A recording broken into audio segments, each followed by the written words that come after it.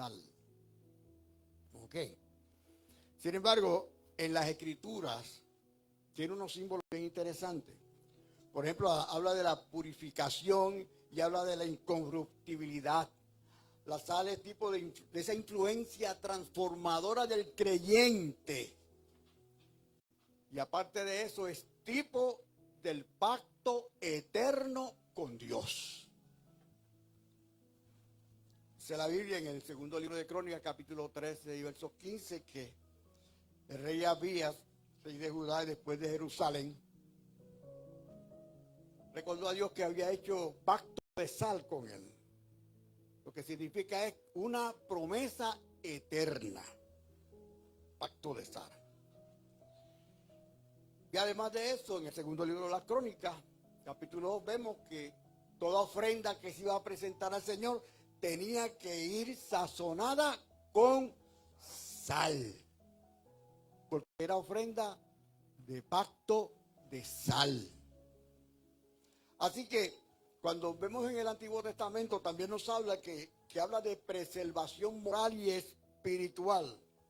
Por eso Jesús dijo en Mateo 5:13, ustedes, nosotros, somos la sal de la tierra. Alabado sea Dios. Así que, ¿qué tiene que ver eso con nosotros, hermanos queridos? Yo creo que lo que estamos viviendo en este tiempo, que sufre la iglesia en este tiempo, nos hace estremecer por su impacto. Hace un momento de nuestro hermano, cuando estaba haciendo la oración de fe, nos dice que alguien de los por los cuales se pidió estaba sufriendo de cáncer, aparentemente fue sanado y ahora el cáncer regresa otra vez. Es difícil. Luego un compañero muy conocido en Ponce, que se llama Charlie Valls, Carlos Pérez Valls. Esta semana su esposa comenzó en estos días su esposa comenzó a sentir como una reflujo y él mismo va a hacer la oración por ella y cuando le pone la mano sobre el vientre de ella encuentra que tiene una protuberancia bastante grande y dice, pero ¿qué tú tienes ahí? Tal parece que ya hacía tiempo que sentía algo y no lo quería decir. Lo cierto es que su cáncer terminal ya falleció. O sea que son momentos que nos estremecen la vida. ¿Ven? Estamos sufriendo por nuestros hermanos allá en Venezuela.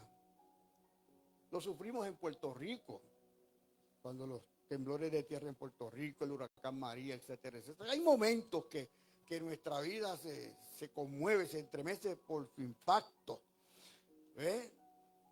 Y para muchos de nosotros, a veces esos problemas de la vida pueden ser tan fuertes que llega al punto de que se pierda el sentido a la vida. ¿Para qué voy a seguir viviendo?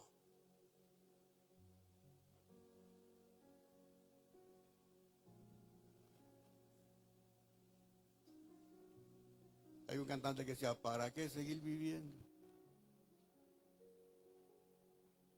Yo quiero seguir viviendo. Hay veces que preguntan, ¿cuántos se quieren morir hoy?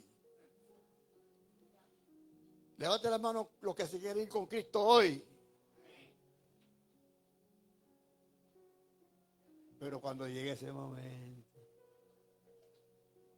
Pero con el pastor Julio Vélez que hacía una ilustración de la iglesia. ¿Cuántos se quieren ir con Cristo? Toda la iglesia levantó la mano y él cogió una pluma, la sopló y sobre quien caiga esa pluma, ese es el que se va a ir con el Señor. Pues cuando la pluma ya así, sabe que la pluma ven, y todos los hermanos.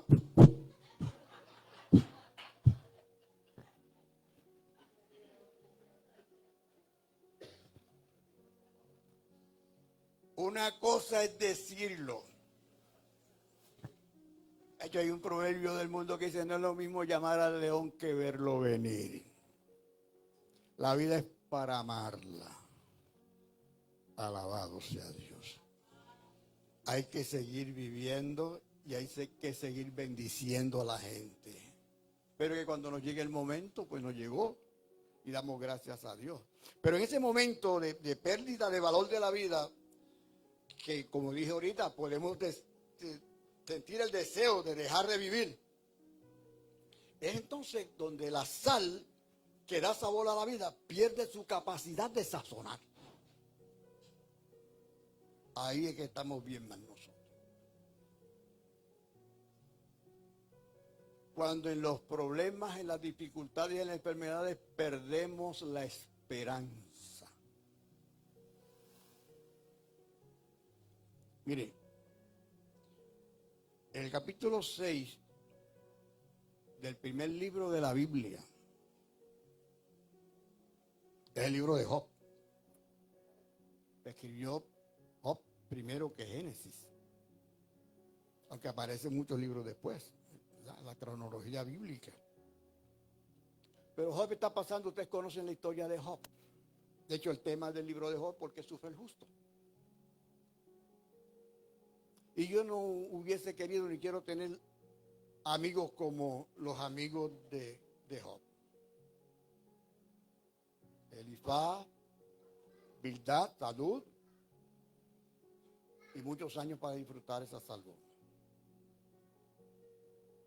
Y Sofat, 3 amigos. Entonces comenzaron a decirle a Job, tú estás así por esto, por esto y por esto y por esto. Lo único que le faltó decirle fue, bueno que te pase.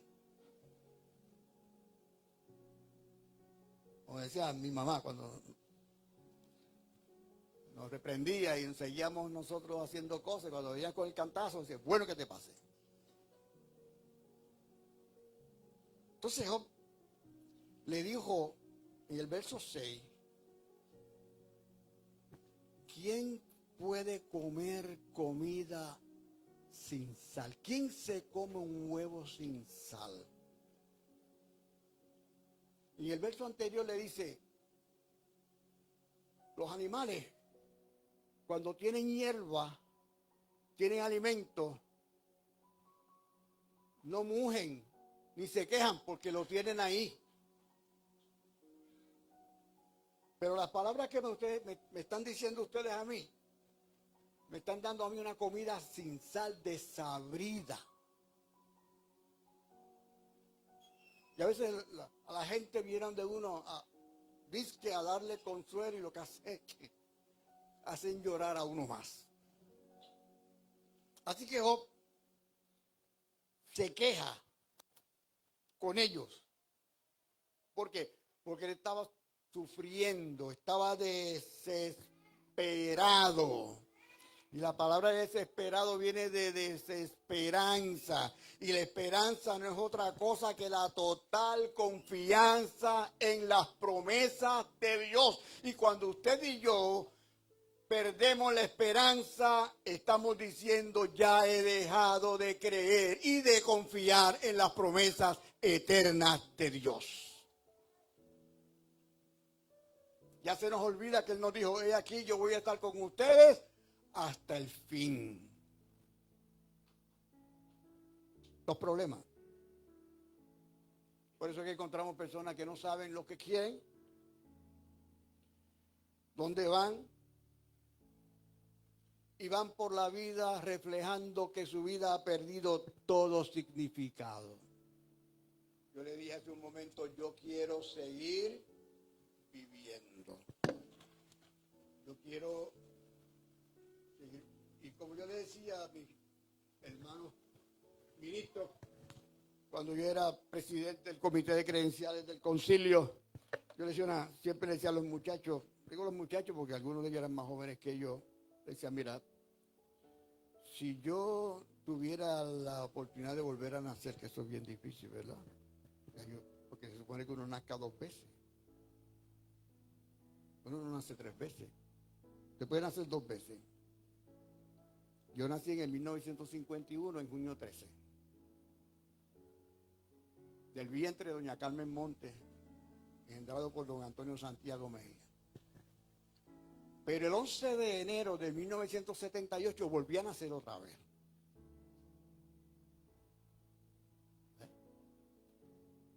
Y dice la Biblia que el que no nace de nuevo no podrá ver el reino de Dios. Y enseña la Biblia que el que no nace de nuevo tendrá que enfrentarse a la muerte segunda. El escritor de los Hebreos dice, está establecido que los hombres mueran y después de esto, usted dice, pero ¿y por qué una muerte segunda? Bueno, Apocalipsis dice, el lago de fuego y azufre, que es la muerte segunda. Es decir, yo sé que voy a morir un día si Cristo no viene a buscar la iglesia. Y todos los que estamos aquí, a todos los que estoy mirando, a todos los que estoy mirando, le va a llegar su hora. Ahora, qué lindo sería que Cristo viniera ahora mismo, hermanos queridos. Y nos vamos con el Señor. Pero nos tocará un día. Así que yo me aseguré de evitar la muerte segunda. Gloria a Dios. Mire, un conocido neurólogo, psiquiatra, un filósofo austriaco, era judío por cierto, pensó que la búsqueda del significado de la vida podría encontrarse. Y él comenzó a hacer estudios y a hacer evaluaciones, como era psiquiatra, era neurólogo, que era con los asuntos de acá del cerebro, las neuronas, etcétera, etcétera. Y descubrió que el significado de la vida podría encontrarse. Y entendió que la respuesta era llenar el vacío interior. Hay un himno que dice, hay un vacío en mi vida que nadie en el mundo lo pudo llenar. Yo también tenía ese vacío. Antes del 11 de enero de 1978, yo también tenía un vacío en mi vida. Alabado sea Dios. Y yo descubrí que el vacío se podía llenar y lo llené de Jesucristo. Porque antes yo me llenaba de todo. De todo. Dice el escritor de los Hebreos capítulo 5 verso 18. No nos embriaguemos con vino, es decir, no nos llenemos de las cosas que no le agradan a Dios, sino que permitan que el Espíritu Santo los llene y los controle. Cuando el Señor llenó el vacío de mi corazón, comenzó a controlar mi vida. Aquí hay una testigo de eso y es mi esposa. Y dirá, pero era un bandolero. No, no era tan bandolero. Lo que pasa era que yo no tenía a Cristo.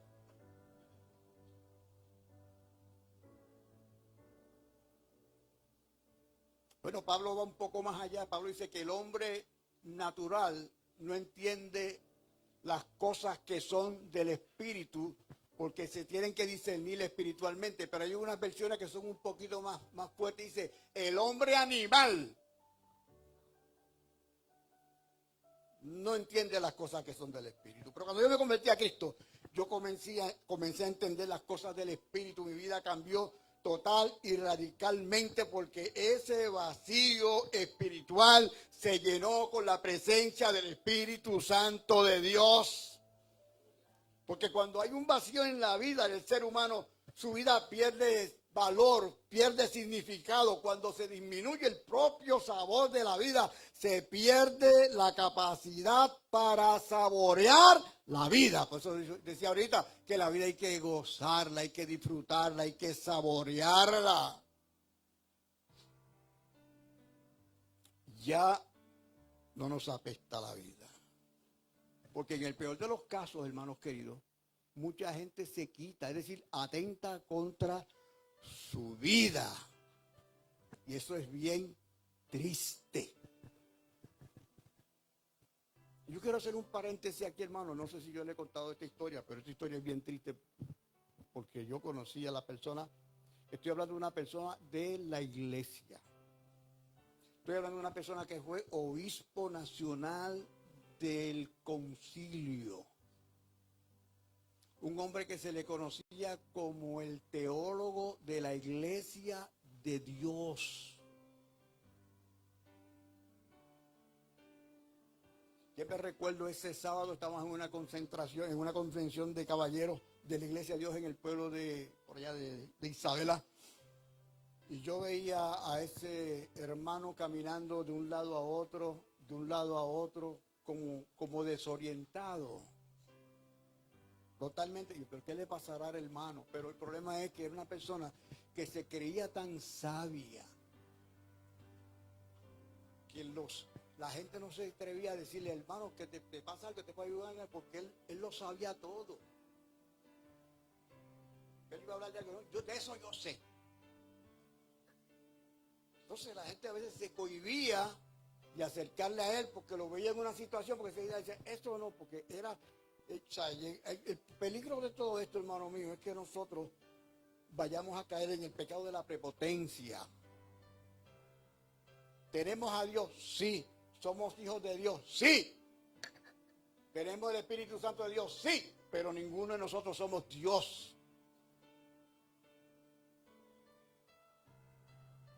Así que el domingo en la mañana me llama uno de nuestros compañeros pastores para decirme, Carlos, tengo más noticias. Yo, ¿qué pasó? Dice, fulano se murió. Yo, ¿cómo así? Si yo lo vi ayer. Dice, no es que se haya muerto, es cómo se murió. Yo, ¿cómo que se murió? Dice, se ahorcó.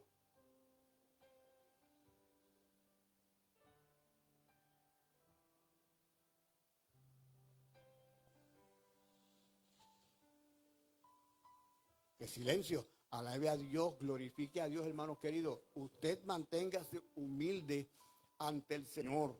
Amén. Usted manténgase obediente ante el Señor. Cuando usted sienta que su vida está perdiendo valor, está perdiendo significado, cuando usted entienda que su vida como comienza a perder sabor, se pone insípida, desabrida, pues usted llénese de la presencia del Señor.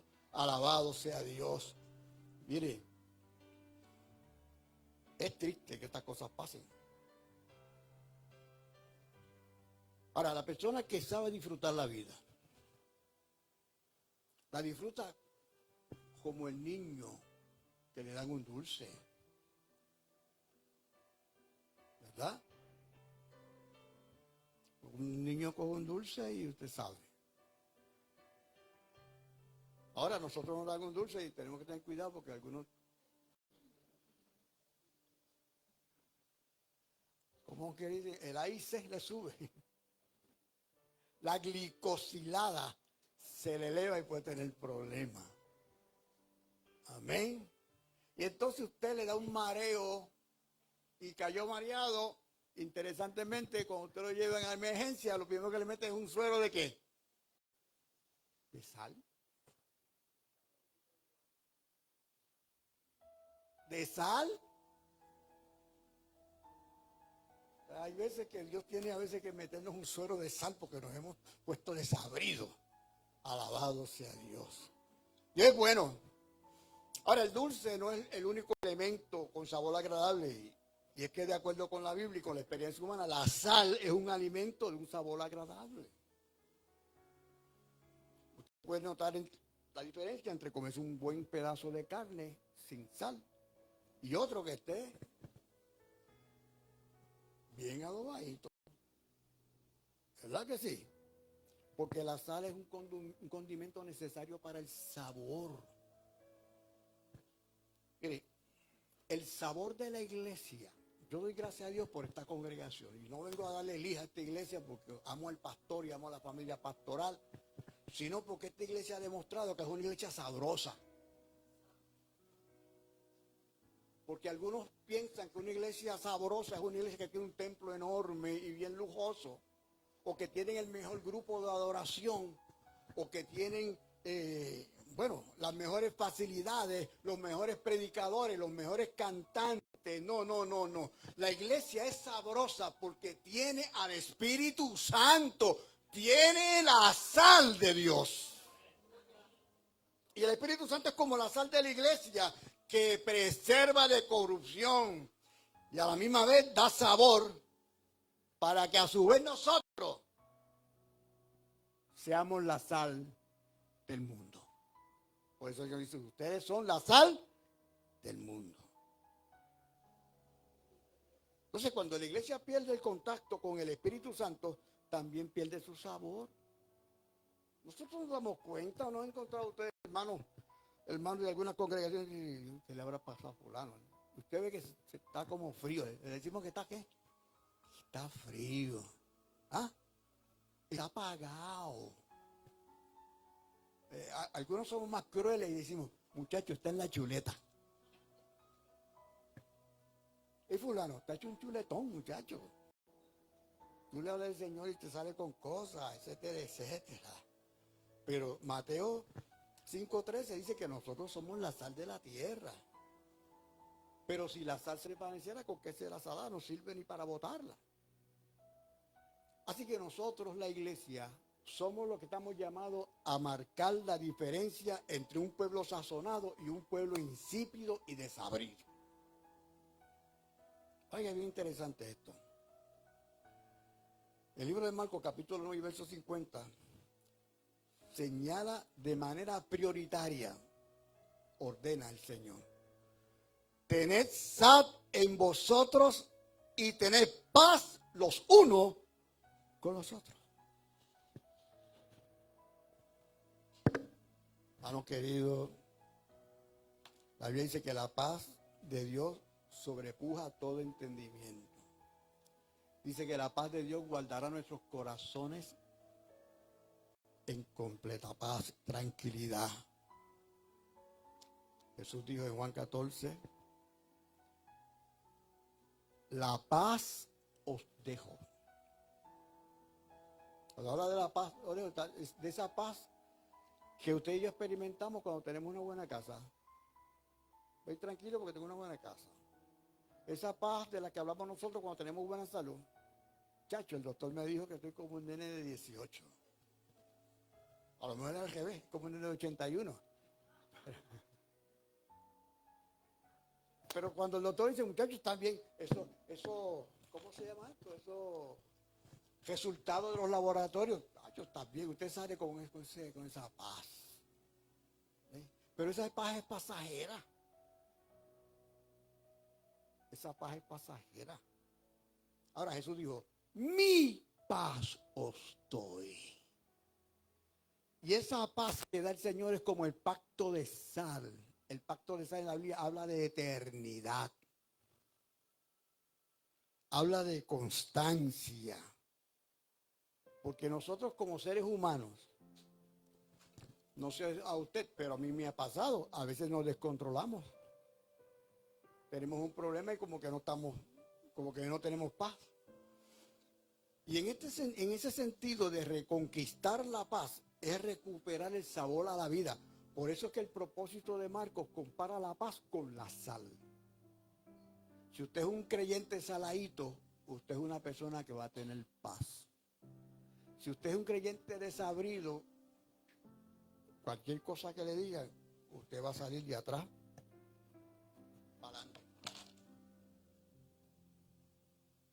Ahora, también habla la Biblia de la utilidad de la sal. Porque la sal, como hemos dicho, es útil para preservar. ¿Cuántos son sal aquí? ¿Cuántos están salados? Manténgase saladito, hermano. Manténgase salado, porque si usted deja de tener sal, va a dejar de ser útil. Y en términos espirituales, la iglesia es sal de la tierra porque predica, porque enseña, porque evangeliza. Y el día que la iglesia deje de hacer esas funciones, dejó de ser útil. Tenemos que seguir predicando, tenemos que seguir enseñando, tenemos que seguir evangelizando, tenemos que seguir ayudando, porque cuando dejemos de hacerlo, pues será un club más. Además de eso, la iglesia sirve como refugio espiritual al perdido, consolación al abatido. Y perder esa función es faltar en la utilidad. Y como consecuencia, la iglesia pierde su sazón. Yo doy gracias a Dios porque cuando yo me convertí, el 11 de enero de 1978, no sé si se los he dicho, pero se los vuelvo a decir otra vez. Yo entré a una iglesia mucho más pequeña que esta. Yo diría que sería de donde está la hermana hacia acá. Y y de donde están los hermanos hasta está el equipo de música. Ahí en ese templo yo entré, sin Dios y sin esperanza. Yo no entré como usted me ve vestido ahora, pero yo entré sin zapatos, es decir, descalzo. Yo entré sin camisa.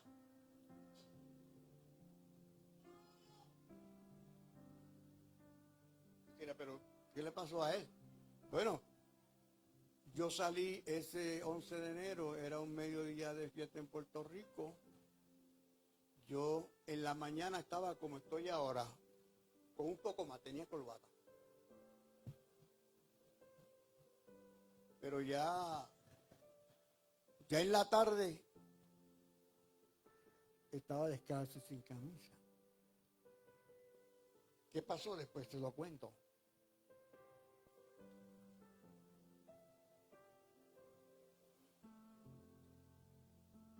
¿Qué silencio? Ustedes como que me preocupan con su silencio.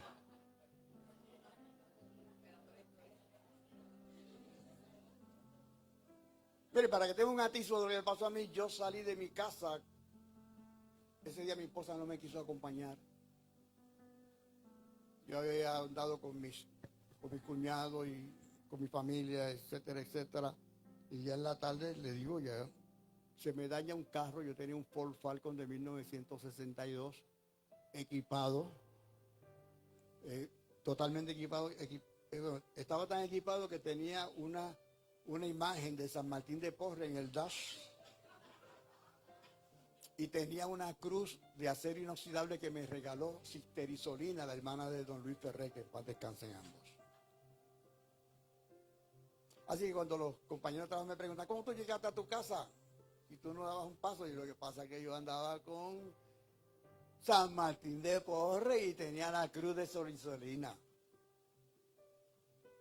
Mi ignorancia, la ignorancia es audaz. Yo no sabía que quien me estaba guardando, quien me estaba cuidando es el que me salvó, el que me libertó, el que me da paz, el que me da gozo y me mantiene salado. ¡Aleluya! Pero eso ya el carro se me daña, yo comencé a pelear, a discutir con el carro, no hubo forma de arreglar el carro, yo salí corriendo por la avenida Hostos de Ponce, en una situación bien difícil. Lo cierto es que cuando yo llego a aquella pequeña iglesia, aquella capillita, como dicen algunos, allí había una iglesia con sal. Una iglesia que me refugió, que me recibió. No dijo, saquen este loco. Yo caí postrado frente al altar. Cuando yo vuelvo en mí, que recobro mi mente, hay grupos de jóvenes como los que estaban tocando aquí hace un momento, reprendiendo los demonios y todas las malicias. Y mientras yo me voy incorporando, yo voy sintiendo que ese peso de pecado que me asediaba se fue desprendiendo de mí. Y comenzaron a abrazarme y a decirme, hermano. ¿Por qué? Porque era una iglesia que tenía sal, una iglesia que era refugio al necesitado, refugio de consolación al abatido, alabado sea el Dios del cielo. Una iglesia pequeña, sencilla, humilde, pero saladita, útil para la gloria de Dios.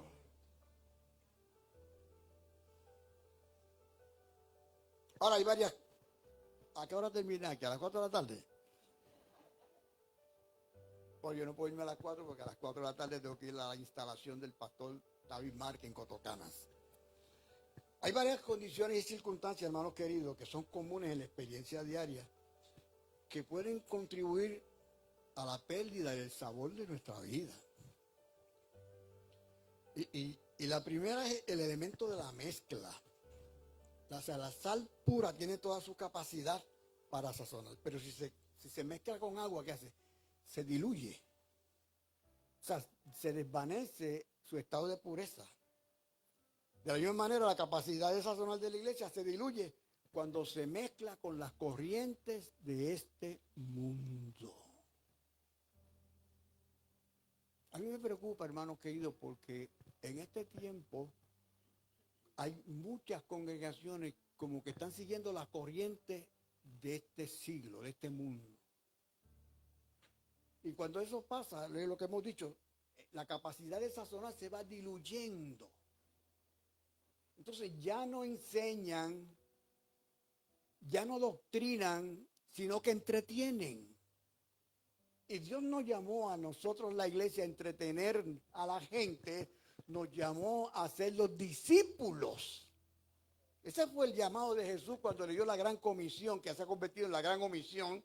Pero en la gran comisión Jesús le dijo, id por todo el mundo, prediquen el evangelio y hagan discípulos, enseñándoles que guarden todas estas cosas. No les dijo, vayan a la iglesia y entretengan a la gente. No. Tenemos que tener cuidado de no ir con la corriente de este mundo. Ahora, cuando la iglesia mantiene su carácter de pureza, lo que significa es mantener la santidad, mantener el llamado de Dios. O sea, Pedro, capítulo 1, verso 16, le dice a la iglesia, ustedes tienen que ser santos porque el Señor es santo. O sea, yo no soy santo porque yo me quiera ser santo, no, el Señor me dijo que yo fuera santo. O sea, el Señor me apartó a mí para Él. Por lo tanto, yo tengo que ser santo. Es interesante porque el escritor de los Hebreos en el capítulo 2 y verso 14 dice dos cosas interesantes. Él dice, seguir la paz con todos. Y ahorita dijimos, tened paz en vosotros. Ustedes son la sal de la tierra, tengan paz en vosotros. Y añade, seguir la paz con todos y la santidad, sin la cual nadie verá al Señor. ¿Cuántos quieren ver al Señor? Oiga, yo lo quiero ver. Yo quiero ver al Señor. Alabado sea Dios. Yo quiero cuando el Señor me diga, ven, buen siervo fiel. En lo poquito fuiste fiel, en lo mucho te pondré. Entra en el gozo del Señor. Aleluya.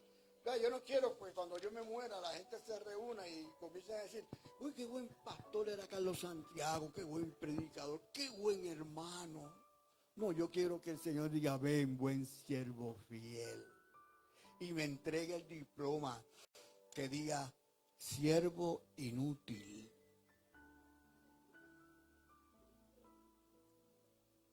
Aleluya.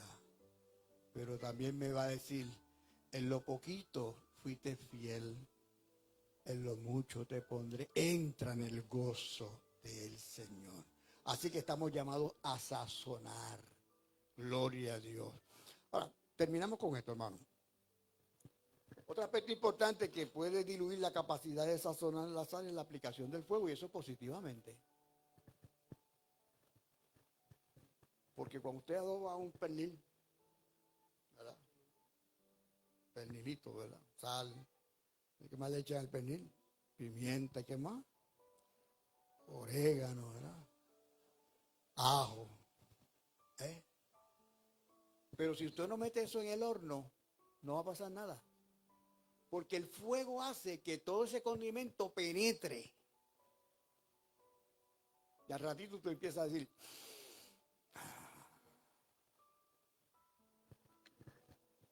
y alguno tiene hambre ahora, perdóneme. Porque el contacto con el fuego afecta la función de la sal. Lo que ocurre es que el calor expande, dilata y la sal entra.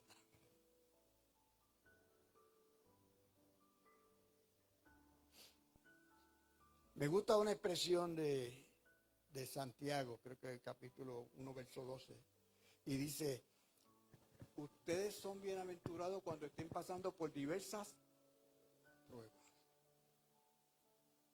Y dice la Biblia que la prueba de nuestra fe produce paciencia.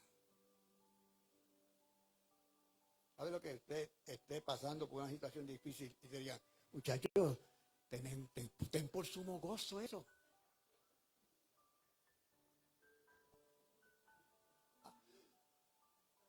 parecerá cosa de loco, pero si usted como creyente está pasando por pruebas, usted dice, yo soy bienaventurado.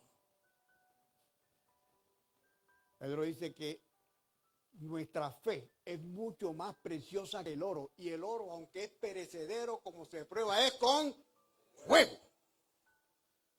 La iglesia tiene que estar en el fuego de Dios, hermano.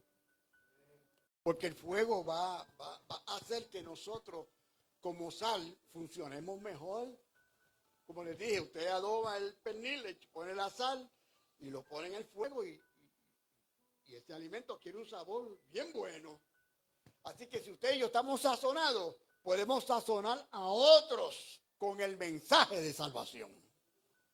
Aleluya. Pero imagínense usted un cristiano. Hay veces, hermano, perdonen que yo lo digo, pero yo hay veces que veo hermanos que con su boca dicen que van para el cielo, pero el rostro muestran que van para el infierno.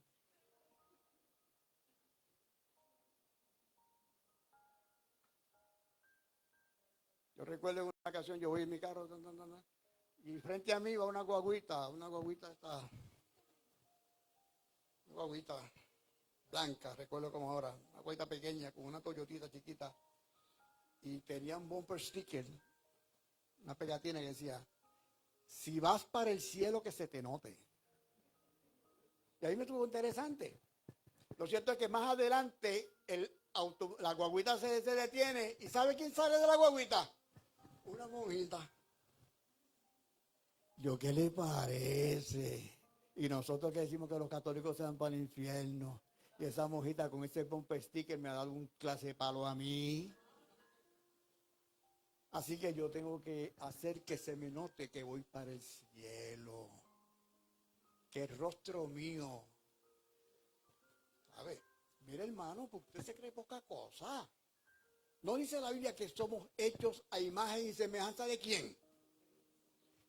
De Dios. Y si hay alguien alegre, contento, feliz, santo y hermoso, es Dios.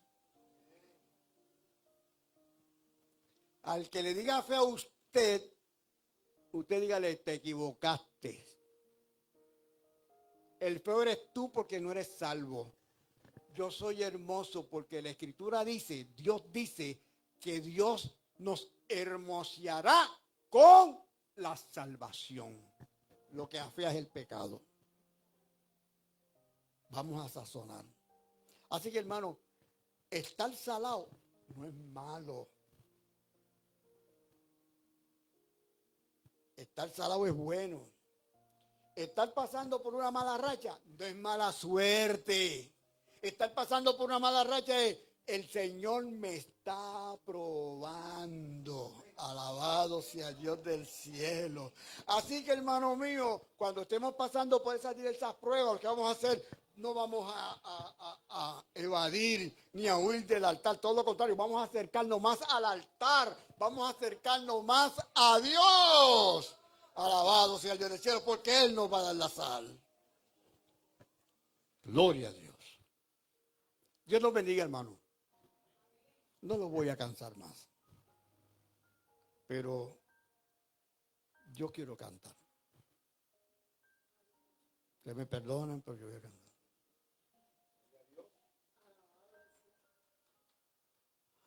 Espero que no me digan como le dijo la esposa de Raki a Raki en una ocasión. Ay, Jorge, qué buen sermón. ¿De verdad que estuvo bueno? Sí, pero lo dañaste. ¿Cómo? Te pusiste a cantar después de predicar. Gloria a Dios.